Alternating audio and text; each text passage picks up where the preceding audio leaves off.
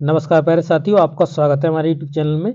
और देखिए साथियों, जैसा कि आपको पता है, हम आपके डीएलएड फोर्थ सेमेस्टर के लिए मैथ करा रहे थे, जिसमें आपका सेकंड लास्ट चैप्टर ये चल रहा है। और आज हम एक्सरसाइज के क्वेश्चनों को यहाँ से स्टार्ट करने वाले हैं, उनका हम सॉल्यूशन आपको बताएंगे। तो हमने प्रॉपर नोट्स आपके लिए बनाए हुए हैं, ताकि आपके बहुत कम समय में आपको अच्छी से अच्छी यहाँ पे जो नॉलेज है वो आपको दी जा सके, और आपको यहाँ से बताया जा सके कि आप किस तरीके से पेपर में जाकर के इन सॉल्यूशंस को करके आओगे। तो चलिए वीडियो को स्टार्ट करते हैं। उससे पहले मैं आप सभी लोगों से रिक्वेस्ट करूंगा कि आप अगर चैनल पर नए हो तो चैनल से जुड़ जाइएगा, और इस वीडियो को जरूर से लाइक करिएगा, अपने दोस्तों के साथ जरूर से शेयर करिएगा। तो चलिए वीडियो को स्टार्ट करते हैं। तो देखिए साथियों, आप स्क्रीन पे देख सकते हो, ये आपका डीएलएड फोर्थ सेमेस्टर मैथ, और यहाँ पे एक्सरसाइज 14।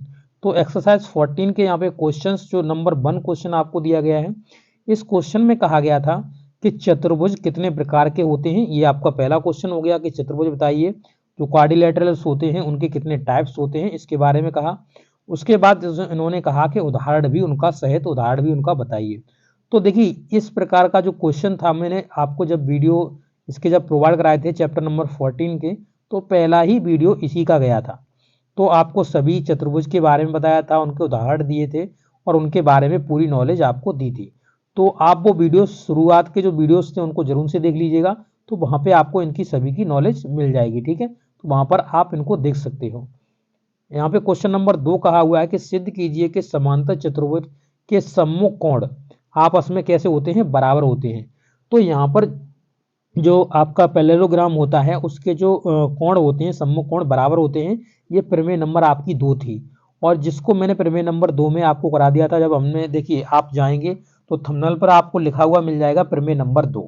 तो उसमें ही मैंने आपको प्रमेय नंबर 2 के बारे में पूरा इसमें डिटेल में बताया था।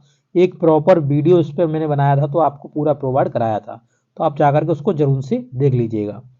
अब देखिए क्वेश्चन नंबर 3, सिद्ध कीजिए कि समचतुर्भुज यानी रोम्बस के विकर्ण यानी डायगोनल परस्पर लंब होते हैं। तो ये प्रमेय नंबर आपकी 5 थी, जिसको मैं ऑलरेडी करा चुका हूं। तो आप जाकर के इसको चेकआउट जरूर से कर लीजिएगा। ठीक है, अब देखते हैं क्वेश्चन नंबर 4। तो क्वेश्चन नंबर 4 में कहा हुआ है कि सिद्ध कीजिए कि वर्ग के विकर्ण यानी जो डायगोनल होते हैं वो बराबर होते हैं, और क्या होते हैं, परस्पर लंब होते हैं। तो आप परस्पर लंब होते हैं और ये बराबर होते हैं, ये दोनों चीज़ें हम इस वीडियो में आपके देखिए सिद्ध कर देंगे। तो देखिए, यहाँ पे मैंने प्रॉपर आपके लिए ये फिगर्स बनाए हुए हैं, और आपको यहाँ पे समझाया हुआ है। तो आप इस तरीके से लिखेंगे, दिया गया है। क्या दिया गया है, तो हमको एक वर्ग दिया गया है ABCD, जिसे आप देख सकते हो यहाँ पे स्क्रीन में। ये आपके लिए मैंने ABCD एक वर्ग बनाया था, जिसके विकर्ण विकर्ण AC और BD। तो यहाँ पे देखेंगे, ये A और C ये विकर्ण है इसका, और यहाँ पर जो B और D है ये आपका विकर्ण है। तो दोनों ये विकर्ण हैं इसके। ये O बिंदु पर प्रक्षेपित करते हैं, यानी इंटरसेक्ट करते हैं। तो इस तरीके से ये मिलते हैं। तो यहाँ पे जो पॉइंट मिल रहा है, इसे हमने O बिंदु कहा हुआ है। तो आप यहाँ पे देख सकते हो, ये आपका O बिंदु मैंने इसे कह दिया है। तो ये हमको लिखना है, दिया गया में ये हम लिख लेंगे। इसके बाद हम लिखेंगे सिद्ध करना है। क्या सिद्ध करने जा रहे हैं, तो ये हम पहले लिखेंगे इसमें। तो हम सिद्ध कर रहे हैं कि यहाँ पे जो AC है बराबर में BD है, यानी इसकी जो दोनों विकर्ण हैं वो बराबर हैं। यानी इसकी लेंथ और इसकी लेंथ दोनों की कैसी है, बराबर है। तो दोनों की लेंथ आपकी बराबर है। आगे देखेंगे, और इसी में हम सिद्ध कर रहे हैं क्या, कि इसका जो ये आपस में एक दूसरे पर लंब होते हैं, जो विकर्ण होते हैं। तो यहाँ पर कोण एक सिद्ध कर देंगे हम यहाँ पे BOC। तो BOC आप यहाँ पे देख सकते हो, BO और C, ये जो कोण है ये कैसा है, लंब है। यानी इस तरीके से एक लंब ये डला हुआ है। तो ये आपको सिद्ध कर लेना है। तो दोनों को सिद्ध कर दूंगा क्रम से। ठीक है, तो देखिए पहले लिखेंगे हम उत्पत्ति। तो उत्पत्ति में लिखेंगे, हमको वर्ग दिया गया है ABCD, एक कैसा है, स्क्वायर है। तो स्क्वायर की आपको प्रॉपर्टीज पता है, जब स्क्वायर मैंने आपको कराया था तो उसमें सभी इसकी प्रॉपर्टीज भी मैंने आपको साथ साथ बताई थी। यहाँ फिर से आपको थोड़ा पता चलो, जैसे इसकी जो साइड होती हैं सभी, ये कैसी होती हैं, बराबर होती हैं। यानी ऑल साइड्स आर इक्वल। तो सभी स्क्वायर की जो साइड्स होती हैं वो इक्वल होती हैं, यानी बराबर होती हैं। तो यहाँ पर अगर हम इनके नंबरिंग दें, जैसे A B पॉइंटों को दे दें, CD, तो यहाँ पर AB भुजा है, वो बराबर में होगी BC के, और बराबर में CD, और बराबर में डी डी ए, इस तरीके से आप लिख सकते हो। तो इसे समीकरण नंबर आप 1 दे देना, क्योंकि इसकी सभी भुजाएं कैसी होती हैं, बराबर होती हैं। ठीक है, अब यहाँ पे देखेंगे अगला इसका, तो हम जानते हैं कि वर्ग के विकर्ण परस्पर समद्विभाजित करते हैं, यानी समान दो भागों में वर्ग के जो विकर्ण होते हैं एक दूसरे को काट देते हैं। जैसे ये हमने एक वर्ग बना लिया, जैसे ये आपका वर्ग बना हुआ है और वर्ग बना हुआ है, इसके ये विकर्ण हैं, ये आपस में क्या करेंगे, एक दूसरे को समान भागों में काट देंगे। यानी यहाँ से यहाँ तक की लेंथ और इधर तक की लेंथ, यानी इधर इधर इस पॉइंट से ओ पॉइंट से इधर उधर की लेंथ बराबर होगी। इसी तरीके से ये लेंथ और ये लेंथ भी आपस में कैसी होगी, बराबर होगी। तो ये दोनों लेंथ कैसी होती हैं, आपस में बराबर होती हैं। तो ये आपस में समान दो भागों में ये काट देते हैं, यानी कि ये दो भागों में एक दूसरे को डिवाइड कर देते हैं। तो यहाँ पर देखेंगे तो यहाँ पे ओ ए बराबर ओ सी हो जाएगा और ओ डी बराबर ओ बी बराबर ओ डी हो जाएगा। जैसे इस तरीके से मैंने बताया कि आप एक वर्ग बना लीजिए, और जब आप वर्ग बनाएंगे तो वर्ग में आपको क्या करना है, इसमें इसके जो विकर्ण हैं वो एक दूसरे को यहाँ से देखिए मिला लीजिए। ये विकर्ण हो गया, थोड़ा इसका देखिए, ये विकर्ण में ले लेता हूँ यहाँ से, तो ये आपका एक विकर्ण हो गया। ठीक है, और इसे आप इस तरीके से इसको मिला दीजिए, ये एक विकर्ण हो गया। तो ये दोनों विकर्ण हो गए। अब विकर्ण के बाद हम इसमें देखते हैं कि ये देखिए यहाँ पे सब पूरा कर दूँ, देखिए तो ये आपके विकर्ण हो गए। विकर्ण आपको यहाँ पे ओ बिंदु पर काट रहे हैं। ठीक है, ओ बिंदु पर आपके विकर्ण काट रहे हैं। अब ओ बिंदु पर काट रहे हैं, यहाँ से देखिए दो भागों में ये करेगा इसको। देखिए मैं यहाँ पे आपको दिखा दूं, यानी यहाँ से ओ से मैं मानूंगा ये जैसी ए है, ये बी है, ये सी है, ये डी है। तो ओ से और यहाँ ए तक की जो दूरी है, ठीक है, ओ से ए तक की दूरी और यहाँ से ओ से ही आपके सी तक की दूरी आपस में कैसी है, दोनों बराबर हैं। ठीक है, क्योंकि ये विकर्ण दो भागों में समान दो भागों में बांट देते हैं, तो इसलिए बराबर है। इसी तरीके से यहाँ से ओ से और बी तक की दूरी, ये ओ बी, और यहाँ से ओ से डी तक की दूरी भी आपस में कैसी है, बराबर है। क्योंकि ये समान दो भागों में बांटता है तो बराबर ये हो जाएगी आपकी। तो इसे समीकरण नंबर हम 2 दे देंगे। ठीक है, अब यहाँ पे मैं एक बार फिर से इस चित्र को बना लेता हूँ ताकि आपको और बढ़िया से मैं समझा सकूँ। ठीक है, तो इस तरीके से मैंने इसे फिर से इस फिगर को बना दिया। ठीक है, अब देखिए यहाँ पे तो ये ए है, ये ए है, ये बी है आपका, ये सी है, ये आपका डी है। ये विकर्ण मैंने इस तरीके से इसके काट दिए, ये विकर्ण आपके कट गए। ये ओ बिंदु पर काट रहे हैं, अब यहाँ समझते जाइएगा। तो यहाँ पे त्रिभुज देखते हैं, तो त्रिभुज बी ओ सी, तो बी ओ सी देखेंगे, बी आपका यहाँ पे मैं दूसरा कलर ले लूँ, देखिए हाँ ठीक है, देखिए बी ओ और सी, ये त्रिभुज एक बी ओ सी एक त्रिभुज हो गया आपका। ठीक है, इसी के साथ आपका दूसरा है डी ओ सी, तो डी ओ सी देखिए, तो डी ओ सी को दूसरे रंग से कर देता हूँ। तो यहाँ पे डी ओ और सी, डी ओ सी, बी ओ सी और डी ओ सी, दोनों हमने जो कोण है वो एडजेसेंट हमने कोण ले लिए हैं, यानी कि हमने क्रमागत यहाँ पे ले लिए हैं। ठीक है, तो क्रमागत कोण हमने दोनों ले लिए, त्रिभुज ले लिए, दोनों त्रिभुज क्रमागत ले लिए। अब यहाँ पे हम देखेंगे तो यहाँ पे डी सी बराबर में आपका बी सी, तो डी सी बराबर में बी सी कैसे लिख दिया, तो डी सी देखिए, डी सी ये वाली भुजा और बी सी आपकी ये वाली भुजा, क्योंकि वर्ग की सभी भुजाएं बराबर होती हैं तो ये भी दोनों बराबर हो जाएंगी समीकरण नंबर 1 से, या फिर आप जानते ही हो समीकरण नंबर 1 में भी दिखाया था आपको। अब ओ बी, तो ओ बी यानी ओ से बी तक की दूरी, ये वाली दूरी आपकी, तो ये वाली दूरी आपकी ये रही। इसके बाद ओ डी, तो ओ डी जो दूरी हो जाएगी वो आपकी कौन सी है, तो वो आपकी ऊपर वाली दूरी, यानी ये वाली आपकी ओडी दूरी हो गई। तो ये आपस में कैसी होंगी, दोनों बराबर होंगी। ठीक है, तो ये दोनों आपस में कैसी होंगी, बराबर होंगी। तो देखिए यहाँ पे ये आपस में दोनों कैसी कर दी, बराबर कर दी। तो ये भी आपका समीकरण नंबर 2 से कह लो, या फिर आप इसे जानते हो, इसमें कोई बड़ी बात नहीं है। ठीक है, ऊपर समीकरण बनाए हैं उनसे ये आपका 2 से हो गया। इसके बाद आप देखेंगे तो यहाँ पे जो ओ सी दोनों में कॉमन है, देखिए मैं यहाँ पे दिखा दूं, ये ओ सी दोनों में कॉमन है, क्योंकि इन दो त्रिभुजों की बात कर रहे हैं हम। देखो ये त्रिभुज बने हुए हैं, तो इसमें एक ये त्रिभुज है आपका और एक आपका ये त्रिभुज है। तो यहाँ पर ओ सी कैसा हो जाएगा आपका यहाँ पे कॉमन हो जाएगा। ओ सी दोनों त्रिभुजों में कॉमन है आपका। तो आप देख सकते हैं यहाँ पे जो OC है वो दोनों त्रिभुजों में कॉमन है, तो OC उभयनिष्ठ हो गया। तो तीनों चीजें यानी इसकी जो तीन साइड्स हैं वो आपस में कैसी हो गई, बराबर हो गई, यानी इक्वल हो गई। तो ये तीन साइड बराबर हो गई, तो इसमें सर्वांग समता का नियम अब लग जाएगा, यानी त्रिभुज BOC सर्वांग सम बराबर त्रिभुज DOC, ये दोनों सर्वांग सम त्रिभुज हो जाएंगे। यानी कोण BOC, तो यहाँ पे देखेंगे BOC, BO और C, ये जो कोण होगा ये आपका बराबर में हो जाएगा कोण DOC के, तो DO और C, तो ये DOC आपका एंगल और यहाँ पे BOC, ये दोनों आपस में कैसे हो जाएंगे, बराबर हो जाएंगे। और जब दोनों एंगल्स को आप जोड़ोगे तो कितने हो जाएंगे, 180 के हो जाएंगे, क्योंकि ये आपका बना फिगर और इसमें आपका जो एंगल्स हैं वो आपके इस तरीके से फॉर्म हुए हैं। ये आपका यहाँ पे देखिए ये, तो यहाँ पे जो देखिए मैं यहाँ पे नाम दे दूँ इसका फिर से, जैसे ये A है, ये B है, C है, ये D है और ये O बिंदु है, ठीक है। तो यहाँ पे ये 90 अंश का एंगल और ये 90 अंश का एंगल, दोनों को मिलाकर कितना होगा, 180 का होगा।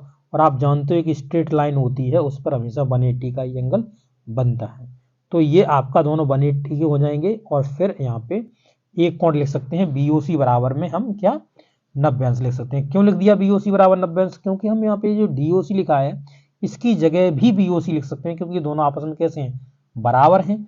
तो यहाँ पर हम लिख सकते हैं 2BOC, या फिर हम देखो पहले थोड़ा और इसे आपको विस्तार में बता देते हैं। देखिए यहाँ पे कोण BOC और प्लस में DOC की जगह भी कोण BOC लिख देंगे, कोण BOC बराबर कितना हो जाएगा, 180, ठीक है। तो इन दोनों को जोड़ जोड़ के 180 था, ये 180 बराबर में चल रहा है, ये दोनों कितने हो जाएंगे, तो 2 कोण BOC बराबर में कितना, 180, और एक निकालोगे तो ये 2 इधर से जाकर इसमें डिवाइड मार देगा, तो यानी कोण BOC बराबर में कितना हो जाएगा, 90 अंश, 90 अंश का आपका एंगल ये होगा। तो इस तरीके से आपका ये सिद्ध हो जाएगा कि ये आपस में परस्पर कैसे होते हैं, लंब होते हैं, ठीक है। अब हम सिद्ध करेंगे कि इसमें जो भुजाएं होती हैं वो आपकी जो विकर्ण होते हैं वो आपस में बराबर होते हैं, ये हम सिद्ध करेंगे। तो अब देखते हैं त्रिभुज ABC ABD, तो A B और D, एक ये त्रिभुज देखो, ये AB और D, ये त्रिभुज ABD, ठीक है, सही बना दिया, देखो एक बार AB और D, ठीक है। इसी तरीके से खींच पाएगा, थोड़ा हाथ से खींच रहा हूं तो देखिए AB और D, सॉरी ये मैं इस तरीके से खींच देता हूँ ABD, तो ABD हो गया। और यहाँ पर आप देखेंगे एक त्रिभुज हो गया आपका ABC, तो A B और C, यानी ये वाला त्रिभुज ABC, ये वाला त्रिभुज दोनों हो गए ना। इस तरीके से मैं थोड़ा इन्हें अलग ही बना दूं, देखो इस तरीके से, ये आपका A और ये B है, ठीक है। अब यहाँ पर एक त्रिभुज तो इस तरीके से बन गया, ये आपका D पॉइंट है यहाँ पर, और एक त्रिभुज इस तरीके से बन गया, ये आपका C पॉइंट, ठीक है। दोनों त्रिभुज बन गए, यानी इनका अगर आप देखेंगे तो यहाँ पर इनसे अब आपको सही से कर पाओगे, जैसे AB AD बराबर में BCB, तो AD, तो A और D ये वाली भुजा बराबर में BC, क्योंकि जो वर्ग होता है उसके आमने सामने की भुजाएं भी बराबर होती हैं और चारों भुजाएं बराबर होती हैं, समीकरण नंबर फर्स्ट ही हो गया। इसी तरीके से AB बराबर AB उभयनिष्ठ है, तो इन दोनों त्रिभुजों के लिए ये आधार जो बना हुआ है वो AB बनी हुई है आधार, तो ये दोनों में कॉमन है, तो ये उभयनिष्ठ हो जाएगी। अब यहाँ पर देखेंगे तो दो 90 अंश के एंगल बन रहे हैं, ठीक है, दो 90 अंश के एंगल बन रहे हैं, कौन कौन से, एक यहाँ पे 90 अंश का एंगल बन रहा है और यहाँ पे एक 90 अंश का एंगल बन रहा है। तो जब एक त्रिभुज आप पकड़ोगे यहाँ पे A और आपका B और D पकड़ोगे त्रिभुज, तो आपका यहाँ पे A जो है वो 90 अंश का हो गया, और यहाँ पर अगर आप त्रिभुज पकड़ोगे A और B और C, तो ये B 90 अंश का हो जाएगा। तो ये दोनों बराबर में कैसे हैं, 90 अंश के हैं। तो तीन चीजें कॉमन मिल गई आपको इसमें, तीन चीजें क्या मिल गई, तो आपको पहले साइड, साइड और एंगल, तो ये सर्वांग समता का नियम लग गया यहाँ पे। तो अब यहाँ पे AC बराबर में हो जाएगा BD, तो विकर्ण दोनों कैसे हो जाएंगे, आपस में बराबर हो जाएंगे, यानी AC बराबर में BD। तो अब ये आपका सिद्ध हो गया, ठीक है। तो इस तरीके से आप इसको कर लोगे, इसमें कोई भी दिक्कत नहीं है, आप आसानी से कर लोगे। ठीक है, अब क्वेश्चन नंबर 5 देखते हैं। ठीक है, इस क्वेश्चन नंबर 5 में क्या कहा हुआ है, तो देखिए इसी वीडियो में इसके जो क्वेश्चंस हैं वो खत्म करेंगे हम, और अगले वीडियो में बहुविकल्पीय क्वेश्चंस कराएंगे। तो देखिए, चतुर्भुज की रचना कीजिए जिसमें 75 अंश का एक कोण है तथा उसकी जो एक भुजा है वो 6.2 सेंटीमीटर की है। तो चतुर्भुज, कोई चतुर्भुज हम बना सकते हैं, तो हमने यहाँ पे मान लिया कि एक समचतुर्भुज मान लिया जिसे 6.2 सेंटीमीटर का हमको एक इसकी भुजा लेनी है, और उसके बाद बनाना है इसमें एक 75 अंश का कोण बनाना है। तो समचतुर्भुज के बारे में मैंने आपको प्रॉपर्टीज बताई हैं कि समचतुर्भुज के प्रत्येक भुजा बराबर होती है।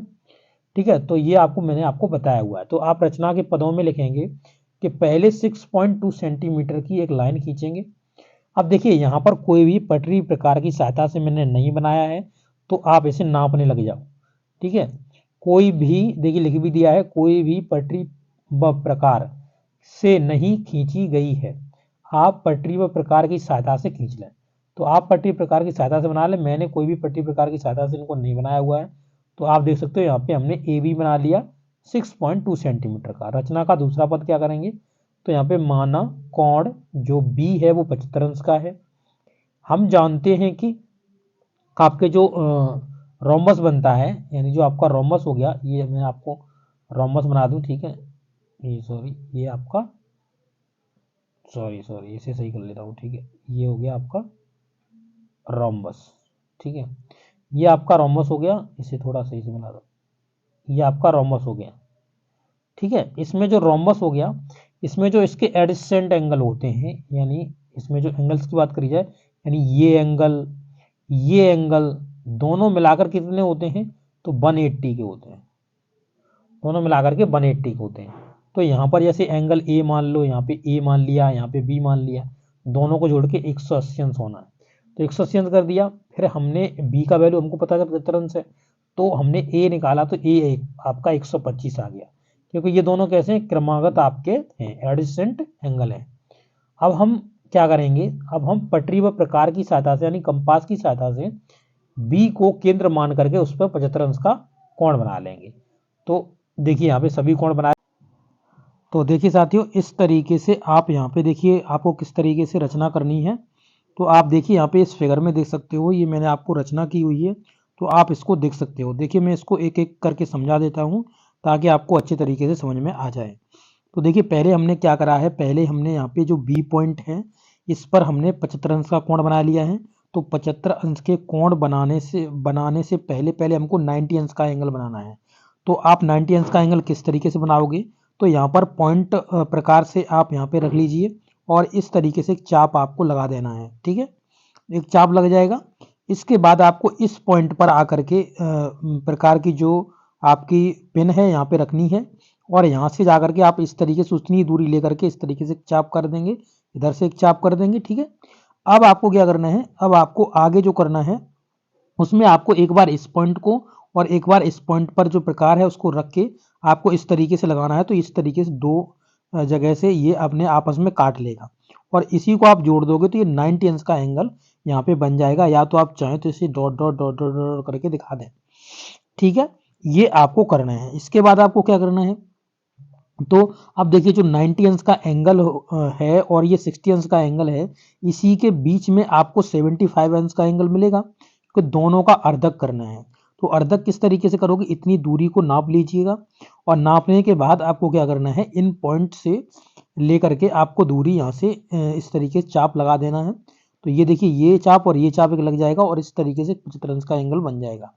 तो ये 75 अंश का एंगल बन गया। इसी तरीके से यहाँ पर आपको 125 अंश का एंगल बना लेना है।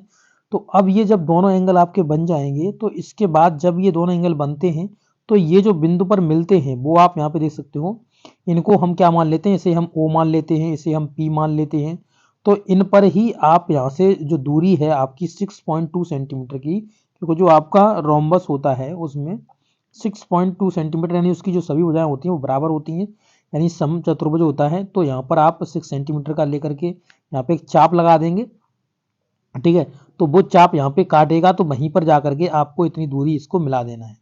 इस पर भी इसी तरीके से मिला देंगे, ये जो आपका पॉइंट जा रहा है, ये पॉइंट जा रहा है, इस पर भी इसी तरीके से मिला देंगे। फिर आप सी और डी को आपको मिला देना है, तो आपका सीधा चतुर्भुज बन के तैयार हो जाएगा, समचतुर्भुज, जिसे आप यहाँ पे देख सकते हो ये आपका चतुर्भुज बन गया। तो रचना के पद भी मैंने लिख दिए यहाँ पे, आप यहाँ से देख सकते हैं कि बिंदु ए पर आपको 125 अंश का कोण बनाया, जो बिंदु डी पर आपका काटेगा, जहाँ पे आपको मिल गया पॉइंट डी। और अब बिंदु डी को सी से हम मिला देंगे, तो डी को सी से मिलाएंगे, वैसे ही हमको एक चतुर्भुज मिल जाएगा ए बी सी डी, जिसे हम समचतुर्भुज कहेंगे, क्योंकि इसकी सभी भुजाएं समान आपकी हैं और समचतुर्भुज ही हम मिला रहे थे, बना रहे थे, जिसकी प्रत्येक भुजा की लंबाई 6.2 सेंटीमीटर है। तो इस तरीके से आपको इसको पूरा कर देना है। तो ठीक है, तो ये आपका यहाँ से पूरा सिद्ध हो गया कि आपको चतुर्भुज जो बनाना है वो किस तरीके से उसकी एक रचना करनी है। तो इस तरीके से आप रचना कर सकते हो। अब आगे बढ़ेंगे तो आगे देखेंगे क्वेश्चन नंबर 6 को। तो क्वेश्चन नंबर 6 में देखिए कह रहा है सबलंब जो आपका ट्रेपेजियम है, सबलंब चतुर्भुज है, किसे कहते हैं, रचना कीजिए। इसकी समलंब चतुर्भुज की रचना करनी है और किसे कहते हैं इसकी आपको डेफिनेशन लिखनी है। तो सॉल्यूशन में लिखेंगे वो है चतुर्भुज जिसकी जो सम्मुख भुजाएं होती हैं, सम्मुख भुजाओं का, जिसकी सम्मुख भुजाओं का एक युग्म समांतर होता है, यानी ये और ये जैसे समांतर है, ये युग्म मतलब जोड़ा कैसा होता है, समांतर होता है, वह सबलंब चतुर्भुज कहलाता है। कैसा कहलाता है, सबलंब चतुर्भुज, यानी जिसे ट्रेपेजियम बोलते हैं, ये सबलंब चतुर्भुज कहलाता है, जिसके सम्मुख भुजाओं का एक युग्म आपको मिलेगा, वो समांतर मिलेगा। अगर ये समांतर होगा तो ऊपर वाले समांतर नहीं होंगे, और अगर ऊपर वाले समांतर होंगे तो ये समांतर नहीं होगा। तो एक युग्म आपको समांतर मिलेगा। ठीक है, अब देखिए यहाँ पे रचना किस तरीके से करनी है। तो माना चतुर्भुज यानी जो सबलंब चतुर्भुज है उसकी जो भुजा है वो ए बी हमने 12 सेंटीमीटर की मान ली, बी सी और आपका ए डी दोनों मान लिया कितने, 10 सेंटीमीटर का। अब यहाँ पर हमने देखिए 5 चीजें हमको चाहिए होगी तभी तो चतुर्भुज बनने वाला है। तो यहाँ पर एक एंगल ए हमने 120 अंश का मान लिया, बी भी हमने 120 अंश का मान लिया। अब यहाँ पे देखिए मैंने रचना करी हुई है, नीचे मैंने इस रचना के पद भी शायद लिखे हैं, कुछ पद लिख दिए हैं। तो आप देख लीजिए ये आपका पूरा चतुर्भुज बना दिया है। तो यहाँ पे जो बी पॉइंट है ये पहले मैंने एक दूरी खींच ली, तो यहाँ पे 12 सेंटीमीटर की एक रेखा खींच ली, और रेखा खींचने के बाद इसी पर हमने इस बी पॉइंट को केंद्र मान करके यहाँ पे जो आपका एंगल बनाया है वो 120 अंश का एंगल ये बनाया हुआ है। यहाँ पे आप देख सकते हो ये पूरा 120 अंश का एंगल हमने बनाया। पहले इस पे काट दो, फिर इस पे काट दो, जहाँ पे ये बिंदु पे काट रहा है, तो इसी तरीके से ये पूरा 120 अंश का एंगल बनता है, ये वाला 120 अंश का एंगल बन जाएगा। तो यहाँ पे 120 अंश का बना लिया, इसी तरीके से यहाँ पे हमने 120 अंश का बना लिया ये एंगल। तो ये एंगल, इससे हमने दूरी कितनी करनी है, तो 8 सेंटीमीटर की करनी है। तो 8 सेंटीमीटर की दूरी लेकर के हमने यहाँ पे एक चाप लगा दिया, तो यहाँ पे मैंने इस दूरी को मिला दिया। इसी तरीके से इस पॉइंट को यानी बी पॉइंट को मान करके 8 सेंटीमीटर की दूरी पर एक चाप लगा दिया। तो इन दोनों को हमने मिला दिया। मिलाने के बाद सी और डी को भी आप मिला दें। ठीक है, सी और डी को भी मिला दें तो आप ध्यान से सकते हो ये समांतर आपकी दो भुजाएं हो गई और ये आपका सबलंब चतुर्भुज बन गया। ठीक है, तो यहाँ पे आप देख सकते हो पहले हमने क्या करा, पहले ए बी 12 सेंटीमीटर की खींची, बिंदु ए और बी पर 120 अंश का कोण बनाया, पटरी यानी पटरी और कंपास की सहायता से 8 सेंटीमीटर की दूरी लेकर के बिंदु ए पर ए को केंद्र मान करके ए एन हमने चाप लगाया जो बिंदु डी पर मिला। तो ए एन देखिए यहाँ पर जो हमने यहाँ पे देखिए यहाँ से लेकर के यहाँ तक की जो दूरी है इस पर हमने एक क्या करा है, यहाँ पर एक चाप लगाया है और इससे हमने मिला दिया है।